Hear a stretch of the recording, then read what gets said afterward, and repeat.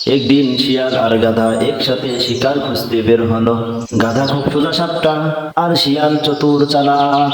হঠাৎ তারা এক বাঘের সামনে পড়লো। শিয়াল ভয় পেয়ে গাছে উঠে গেল, কিন্তু গাধা গাছে উঠতে জানে না, তাই মাটিতেই শুয়ে মৃত্যু সাজলো। বাঘ তো গাধাকে ঘিরে ফেললো, চতুর্দিকে ঘুরতেছে। শিয়াল পর থেকে চিৎকার করে বলে, ও বাঘা, গাধাটার কানে একটু ফিস করে দেখো, মরে গেছে নাকি জিন্দা আছে। বাঘ কানে মুখ দিতেই গাধা হঠাৎ কিক মেরে ওঠে। বাঘও ভয় পেয়ে তীরের মতো পালিয়ে গেল। শিয়াল উপর থেকে নামে বলল, বাহ, তুই তো বেশ চালাক।